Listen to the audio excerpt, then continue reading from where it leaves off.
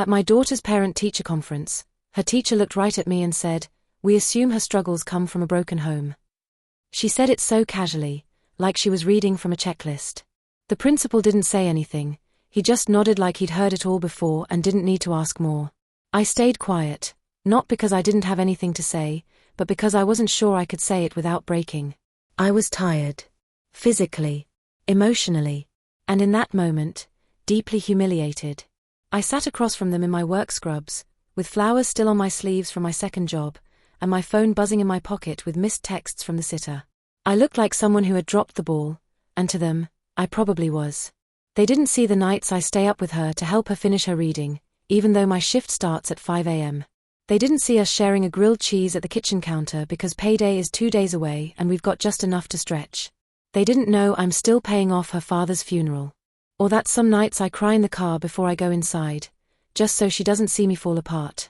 But I sat there, holding it all in, while they sat there judging me for what they thought she was lacking. Then the door opened. She walked in with her backpack slung over one shoulder and a big smile on her face.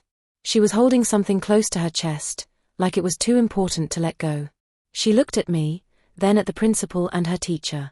"Hi," she said softly. "I finished my project. Can I show you?" Before anyone could respond, she was already opening her backpack. And what she pulled out made the room go completely still. The principal leaned forward. The teacher's face changed. And then slowly, the principal started to cry, real tears, not the polite blink and they're gone kind. I wasn't prepared for it either. Not for what she'd made. Not for how it hit all of us, so fast, so deep. In that moment, everything they thought they knew, about me, about her, about our home, every assumption shattered. All I could do was sit there and watch as my 8-year-old daughter held the entire room in the palm of her hand. She didn't say it to defend me. She didn't do it to prove a point. She just wanted to show them something she'd made with love. And somehow, that was what finally made them see us for who we really were. Not broken. Not lost. Not failing. Just a mother and a daughter doing our best to build something whole in a world that keeps trying to tear us down. And it all started with what she pulled from that backpack. The school parking lot was nearly empty when I arrived. The sun had already set, and the building cast long shadows over the sidewalk. I sat in my car for a moment, staring at my reflection in the rearview mirror. My hair was pulled back in a lopsided bun. My scrub top had a small grease stain from my shift at the bakery. And my eyes looked tired in a way makeup can't fix. I took a breath, grabbed her folder from the passenger seat, and stepped out. The air smelled like burnt leaves and cafeteria food. It reminded me of the fall fairs I used to go to with him before the accident. We would win her stuffed animals and let her eat way too much cotton candy. That was 3 years ago. Since then, life has felt like one long list of things to do, bills to pay, and moments I didn't have time to fully feel. I walked into the school and followed the hallway toward room 203. My shoes squeaked on the waxed floor. Each step felt heavier than the last. I had been to conferences before, but something about this one felt different. Maybe it was the look the teacher gave me during drop-off last week when I mentioned I'd be late again picking her up. Or maybe it was the note she had crumpled in her backpack, something about missing assignments. I knocked gently before walking in. The teacher and the principal were already seated at the small round table, flipping through a manila folder with her name on it. They both looked up when they saw me. "Hi. I'm sorry I'm late," I said, trying to keep my voice steady. The teacher didn't respond right away. She looked at her watch, then back at me. "We appreciate you coming," she said finally. The principal gave a tight smile, then gestured for me to sit. I lowered myself into the small chair and placed her folder on the table. My knees barely fit under it. Everything about the room was child-sized, decorated with crayon drawings and laminated posters about kindness and respect. It was cheerful, but it felt cold to me in that moment. The teacher started going through her academic record. She used words like inconsistent participation and difficulty staying engaged. She pointed to a math worksheet with missing answers and a spelling test with a red circle around 2 wrong words. "She's quiet in class. Doesn't really raise her hand or talk to other students much," she said. "She often seems distracted." I nodded, waiting for more, hoping there would be something positive. "She's creative, though," she added, almost as an afterthought. "Her artwork is expressive." That was the first time I smiled.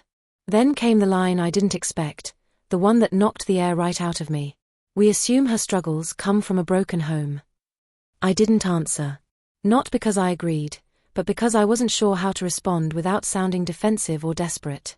The principal nodded slowly beside her, not looking at me, just staring at the papers in front of him like they confirmed everything. I wanted to tell them how hard I work. How many nights I skip dinner so she can have seconds. How I check her homework at 2 a.m. after my shift even when my body feels like it might collapse. How we have inside jokes, silly dances, whispered stories. Under the covers, but none of that was on paper. None of that counted here. They didn't ask what she loves, what she dreams about, or how she still sleeps with the stuffed raccoon her dad gave her the day she was born. They didn't ask about the songs we sing in the car on our way to school, or the way she helps me knead dough on Sundays when we make bread for the neighbors. They just saw a tired woman in scrubs and a little girl who sometimes forgets her homework. That's when I realized how invisible love can be, how easy it is to miss the truth when you only look for the problems. I sat there holding back the words I wanted to say, trying not to show how much they'd gotten under my skin. Then the door opened and everything started to change.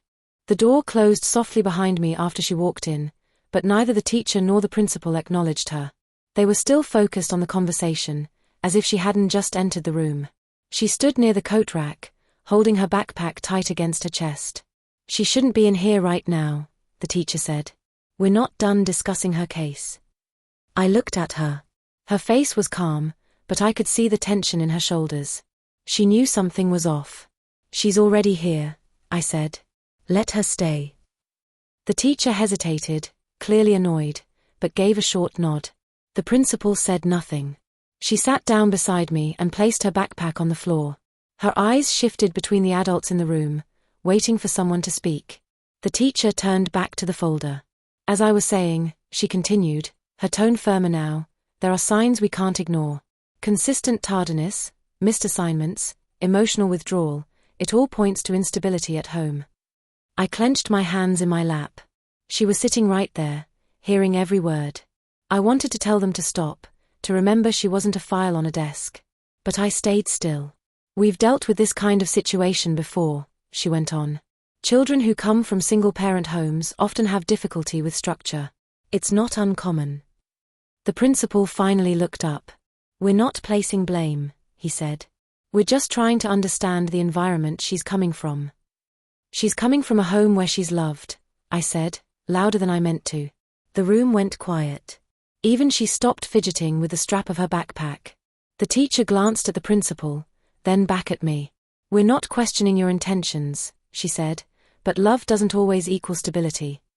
My chest tightened. That word, stability, kept getting thrown around like it was something only certain families could offer. I wanted to ask what they meant by it. A husband in the house? A minivan in the driveway? A bank account with enough zeros? She tugged on my sleeve. Mama, can I show you my project now? She asked, her voice quiet but clear. The teacher shifted in her seat. This might not be the best time for that. I looked at her. Her eyes were wide, not scared, but hopeful. Whatever she had in that backpack meant something to her. I couldn't turn her away. It's okay, I said. Go ahead, baby. She bent down and unzipped her bag. She pulled out a thick construction paper folder decorated with hand-drawn stars and little hearts. She held it to her chest like it was fragile, then opened it carefully and placed it on the table between us. This is my safe place project, she said. We were supposed to make something that shows where we feel most okay. The teacher opened her mouth to interrupt, but the principal raised his hand slightly. Let her share it, he said. She turned the pages slowly. The first one showed a crayon drawing of our kitchen. She had drawn me in my apron, covered in flour, and herself standing on a chair next to me, both of us smiling. The caption in her careful handwriting said, "Me and Mom baking on Sundays. It smells like love." The second page had a photo I didn't know she had, a snapshot of our hallway, where we had painted a mural together last summer. It was messy and colorful and full of animals and stars. Below it, she wrote, "We made the wall talk so it wouldn't be lonely." The third page had a drawing of her father. He had a big heart on his shirt and angel wings on his back. She had drawn herself holding my hand while we looked up at him. The caption read, "Dad is in heaven, but we still talk to him sometimes when the house is quiet." The teacher blinked quickly and looked down at her lap. The principal leaned in slightly, studying the page with a kind of stillness that hadn't been there before. Then she flipped to the last page. It was a picture of the two of us lying on the couch, tangled in blankets. The TV was on. She had drawn popcorn and our cat curled up between us. Underneath it, she had written, "My home is not broken. It's healing. And it's mine." Nobody spoke, not right away. That was the moment the room changed. The air, the posture, the judgment. All of it shifted, slowly, but undeniably. They had come in prepared to explain why she was falling behind. She had come in ready to show them why they were wrong. I watched her finish turning the pages of her project. She'd done it with care, like each picture was a small part of herself. She was trusting the room to see clearly. The silence afterward felt heavier than anything that had been said earlier. The teacher sat back in her chair and crossed her arms.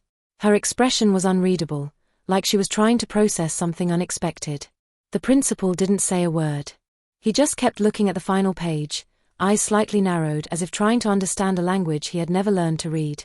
She looked up at me. Her face wasn't worried. It was calm. She had done what she came in to do. I reached over and gently placed my hand over hers. Her small fingers curled around mine like they always did when she was about to fall asleep. I realized then that I wasn't angry anymore. Not with them, not even with their assumptions. I was done feeling ashamed.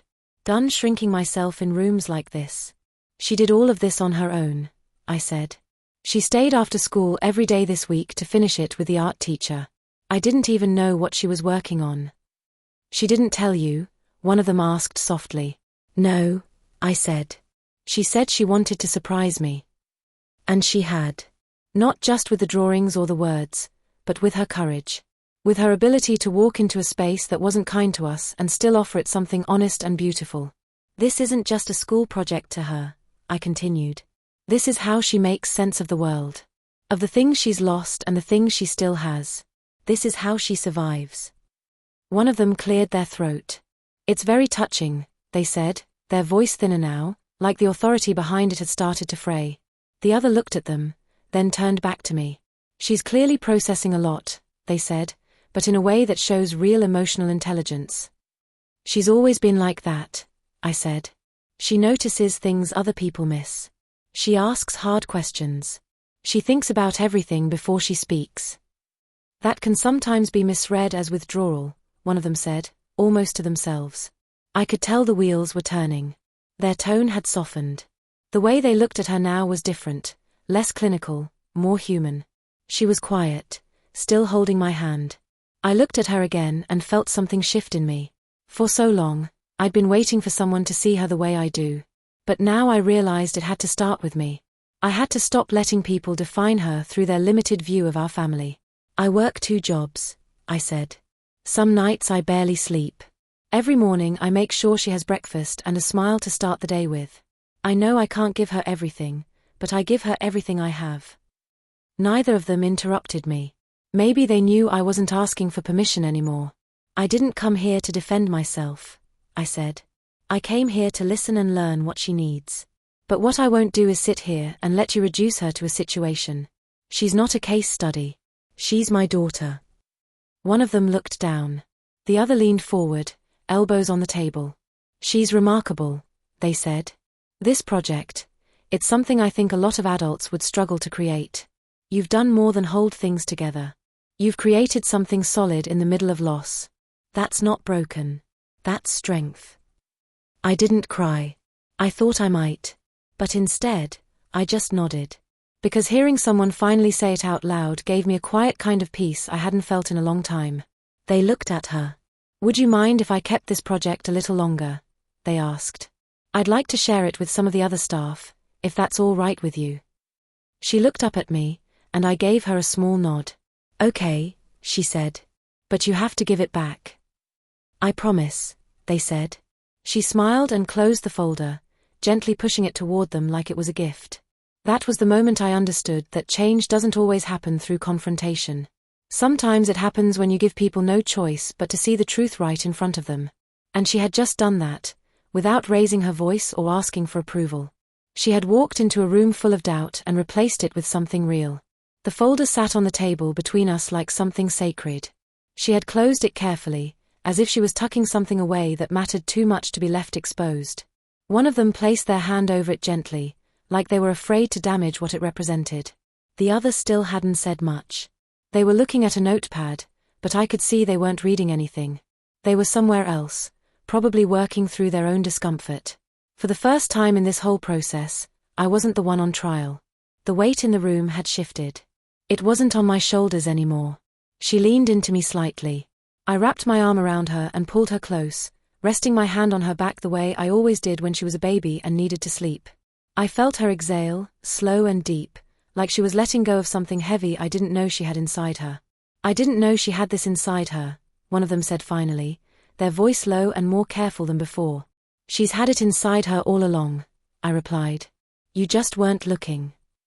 It wasn't an accusation. It was a fact. They didn't argue. Just looked down and nodded once. I think we need to revisit how we've been evaluating her progress, the other said. There's clearly a disconnect between what we see on paper and what she's capable of emotionally and creatively. I didn't respond. I let them have their realization without interrupting. I had learned that people grow faster when you don't rush them. She's not a problem to fix, I said after a moment. She's a person to understand. I see that now, they said. And I think others in this building need to see it too. They looked at the other across the table. Their eyes met, and then they turned back to her. You've done something very brave, they told her. You shared your world with us when we didn't deserve it. Thank you. She didn't smile. She just nodded. That was her way. She wasn't looking for praise. She only wanted to be seen. They took a breath and looked at me. I want to apologize, they said. Not just for what we assumed, but for how we allowed those assumptions to guide how we treated both of you. I nodded, not because it made everything better, but because it mattered that they said it in front of her. You can help her by not forgetting this moment, I said. That's what matters. I won't, they said. They paused, then added, would you be open to her sharing this project at the next staff development meeting? I think there's a lot we could learn from it, from her. She looked at me. You don't have to, I said. Only if you want to. Can I read the pages out loud? She asked. If that's how you want to do it, I said. Yes. She nodded, more to herself than to us. He stood and extended his hand across the table. I took it, surprised by how firm it felt, not performative, not a formality. Real. We're going to do better, he said. I didn't say thank you. Not because I wasn't grateful, but because this wasn't a favor. This was what she deserved all along. We walked out of the classroom, down the empty hallway lit by motion sensor lights that clicked on ahead of us one by one. She held my hand, swinging our arms slightly like she used to when she was younger. As we stepped outside into the cool night air, I looked down at her. How are you feeling? I asked. Lighter, she said. Like I don't have to carry everything by myself anymore. We walked to the car without saying much else. She climbed into the back seat, pulling her jacket around her like a blanket. I sat for a moment before turning the key. I had gone into that meeting braced for judgment, prepared to defend the life we had built. I left knowing I didn't have to. She had already done it, not with anger, not with argument, but with the simple truth of who she is and how she sees the world. That room had changed because she had stepped into it and told her story. And nothing will ever be the same after that. The next morning I woke up earlier than usual. She was still asleep, curled up on her side, one hand tucked under her cheek. Sunlight poured through the window and landed across her face. She looked peaceful, untouched by the storm we had quietly weathered the night before. I walked into the kitchen and started the coffee. The house was quiet, but it no longer felt like something was missing. It felt whole in a way I hadn't noticed before. Later that week, she stood in front of a room full of teachers and staff during their professional development session. I sat in the back near the door, not sure if I was more nervous or proud, probably both. She stood on a small platform holding her project in both hands. Her voice was steady as she read each page aloud. She didn't rush. She didn't stumble. When she reached the part about her dad watching over us, I saw more than a few people wipe their eyes.